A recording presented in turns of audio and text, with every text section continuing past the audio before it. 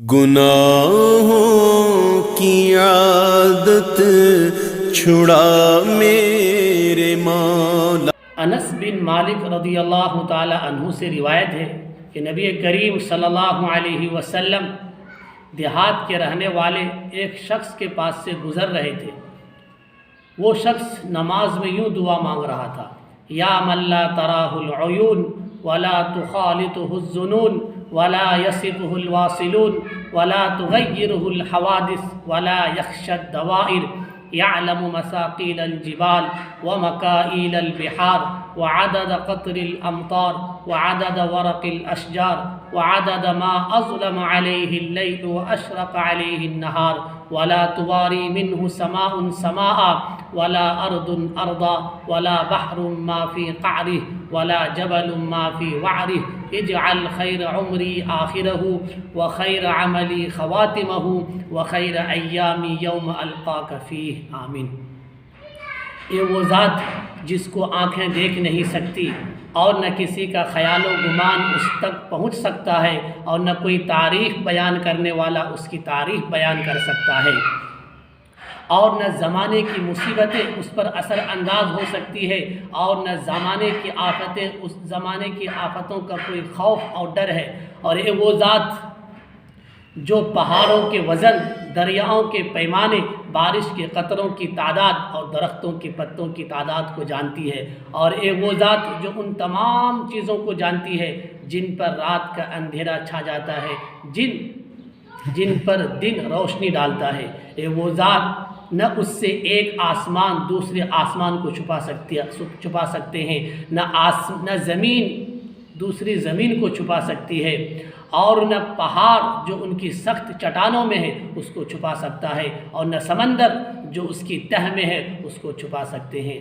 اے اللہ، میری عمر کے آخری حصے کو بہترین حصہ بنا دیجئے، اور میرا آخری عمل کو بہترین عمل بنا دیجئے، اور میرا بہترین دن وہ بنا دیجئے جس دن میرا اور آپ سے ملاقات ہو۔ یہ شخص جب نماز پڑھ رہا تھا تو نبی کریم صلی اللہ علیہ وسلم نے ایک شخص کو وہاں کھڑا کر دیا کہ جب یہ نماز سے فارغ ہو جائے تو اس کو میرے پاس لے آنا۔ چنانچہ نماز سے فراغت کے بعد وہ شخص نبی کریم صلی اللہ علیہ وسلم کی خدمت میں حاضر ہوا۔ آپ صلی اللہ علیہ وسلم کے پاس کہیں سے سونا ہدیے میں آیا ہوا تھا۔ آپ صلی اللہ علیہ وسلم نے وہ سونا اس کو ہدیہ پیش کر دیا۔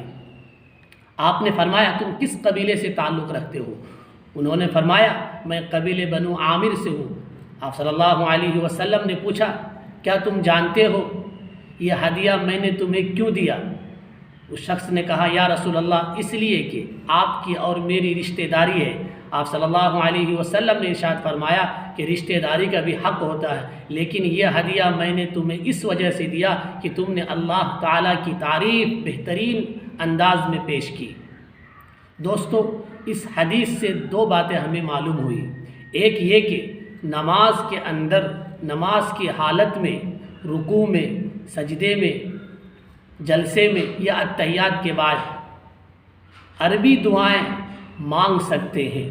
چنانچہ نبی کریم صلی اللہ علیہ وسلم رکوع کی تسبیحات کے بعد پڑھتے تھے: سبحانک اللہم و بحمدک اللہم اغفر لی۔ سجدے کی تسبیح کے بعد پڑھتے تھے: اللہم اغفر لی ذنبی کلہ دقہ و جلہ و اولہ و آخرہ و علانیتہ و سرہ۔ تو نماز کی حالت میں عربی دعائیں قرآن کی ہو یا حدیث سے ہو، ہم نماز کے اندر مانگ سکتے ہیں۔ دوسری بات یہ معلوم ہوئی کہ اگر کوئی شخص اللہ تعالیٰ کی حمد، اللہ تعالیٰ کی بڑائی، اللہ تعالیٰ کی تعریف بیان کر رہا ہے، اچھے انداز میں پیش کر رہا ہے، تو اسے انعام اور ہدیہ دینا چاہیے۔ اسی طرح اگر کوئی شخص نبی کی شان میں تعریف کر رہا ہے، نبی کی نعت پڑھ رہا ہے، اچھے انداز میں بیان پیش کر رہا ہے، تو اسے ہدیہ دینا چاہیے۔ گویا یہ بھی ایک نبی کی سنت ہے کہ تعریف کرنے والوں کو، اللہ کی بڑائی پیش کرنے والوں کو ہدیہ دینا، یہ بھی نبی صلی اللہ علیہ وسلم کی سنت ہے۔ گناہوں کی عادت